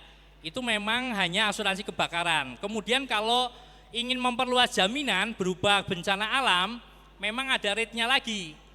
Jadi ada 2 polis biasanya, asuransi property or risk dan asuransi gempa bumi atau letusan gunung berapi. Ini memang cukup mahal. Tapi kalau asuransi mikro, sebagaimana yang diamanatkan oleh OJK, itu memang hanya sifatnya santunan sehingga bisa mengcover 2 hal tadi dalam 1 polis. Tapi kalau actual value misalnya Bapak punya konveksi, itu tentunya memang harus 2 polis tadi, property or risk dan asuransi gempa bumi misalnya. Memang mahal untuk kelas UMKM, kalau memang itu menggunakan asuransi mikro tidak mencukupi ya harus asuransi yang umum yang actual value yang bisa mengcover seluruh aset. Mungkin begitu Pak. Ya. Oke, terima kasih Mas Sofyan. Ke Bu Maliana, tadi ada pertanyaan dari mahasiswa. Gimana sih untuk startup pemula gitu? Baik, terima kasih. Kebetulan saya juga dosen dari salah satu universitas. Jadi senang sekali ada mahasiswa yang sudah benar-benar menjalankan rintisan bisnisnya. Dan tadi pertanyaan yang terkait dengan saya yaitu apakah ada program yang sudah dijalankan oleh Pemkot atau dinas gitu ya. Atau Kadin. Makanya saya perlu jelaskan ini karena Bu Mariana di sini Kadin dan Kadin dengan dinas atau Pemkot itu berbeda. Tetapi Kadin menjadi mitra strategisnya. Karena satu-satunya organisasi yang ada perpresnya untuk berdampingan dengan Pemkot Pemda ataupun pemerintahan pusat. Nah, hari ini tadi, kalau mungkin teman-teman UMKM juga ada nih, di Lokananta itu ada gratis asuransi Pak, hari ini tadi, jam 8.30 ininya, nah dari Tugu, asuransi Tugu. Nah itu mereka tidak memaparkan produk dia secara langsung, tetapi yang diberikan ke UMKM adalah cerdas finansial tentang pencatatan laporan keuangan dan sebagainya. Nah jadi ilmunya berdampingan. Kemudian ada mereka memperkenalkan satu asuransi yang bisa dipakai dan ini gratis untuk UMKM. Itu salah satu yang tadi jenengan tanyakan, apakah ada program atau apa yang yang dijalankan. Nah, untuk Kadin sendiri khusus untuk asuransi itu memang belum ada di ini ya, di jabatan saya ini ya. Tetapi kita sudah ngobrol dengan Askrindo. Asuransi apa yang tepat dan mencari momen terbaik sehingga UMKM ini tidak hanya diedukasi tetapi mungkin ya seperti ini tadi ada fasilitasi. Bagaimana cara memudahkan, nah stimulan Pak. Pokoknya nek bangsane gratis stimulan gitu mesti UMKM senang. Setuju enggak? Wah setuju pasti. Ada yang banter banget setuju gitu Pak. Nah karena bermula dari stimulan ini pasti mereka akan mulai memplanningkan hal-hal yang terkait dengan manajemen resiko itu. Begitu Mbak, terima kasih. Ya. Oke, terima kasih Bapak Ibu. Kita udah hampir 2 jam ya ngobrol soal asuransi dan UMKM ya. tentu saja masih ada ketidakpuasan, tetapi tidak apa-apa. Bapak Ibu masih bisa mengakses informasi mengenai UMKM dan asuransi ini melalui OJK atau Kadin atau Asosiasi Asuransi Umum Indonesia. Ada Pak Heri, Pak Sofyan, dan Bu Maliana yang kalau Anda punya kontak bisa juga ditanya-tanya soal itu. Tapi harapan kita adalah bagaimana UMKM itu makin melek literasi terutama soal asuransi dan bisa melindungi usaha seperti itu. Kalau misalnya ada masalah ini terlalu besar dan sebagainya, ya nanti tinggal dinegosiasikan ya. Kira-kira yang paling pas kayak apa seperti itu. Oke, terima kasih sekali Pak Heri, kemudian Pak Sofyan dan Bu Meliana yang telah hadir, juga Bapak Ibu yang telah hadir dalam acara ini. Semoga acara ini bermanfaat bagi kita semua. Saya Syiful Arifin undur diri dan terima kasih. Assalamualaikum warahmatullahi wabarakatuh. Waalaikumsalam warahmatullahi wabarakatuh. Kita beri tepuk tangan yang meriah untuk ketiga narasumber dan juga Mas Faul yang sudah memandu acara pada siang hari ini. Dan untuk Bapak Ibu narasumber, saya mohon untuk tetap di tempat terlebih dahulu.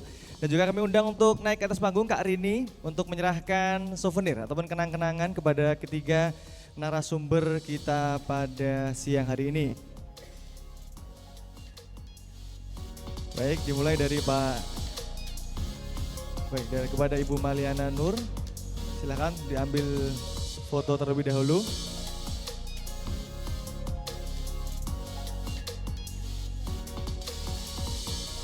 Selanjutnya kepada Bapak Heri Santosa dan juga kepada Bapak Muhammad Sofyan.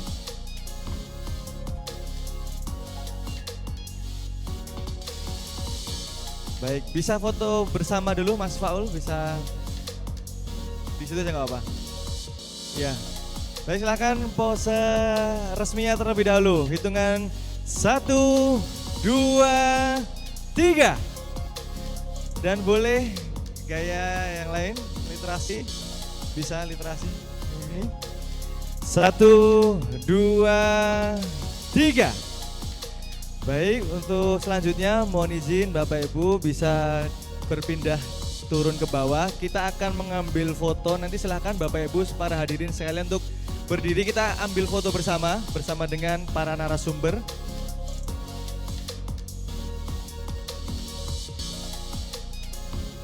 Kami persilahkan untuk bisa berdiri Bapak Ibu seluruh hadirin. Kita akan ambil foto bersama dulu. Nanti saya hitung sampai 10. Ya, kelamaan ya, sampai 3 aja berarti. Baik, sudah siap semuanya.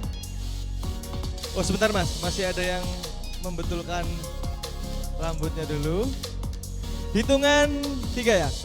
1, 2, 3. Boleh? Literasi. Baik, 1, 2, 3. Dan sekarang boleh gaya bebas senyuman yang paling lebar. 1, 2, 3. Ditutup dengan tepuk tangan untuk kita semuanya. Dan di akhir acara kami dari penyelenggara mengucapkan banyak terima kasih kepada para narasumber khususnya yang telah menyampaikan pemaparan yang sangat luar biasa.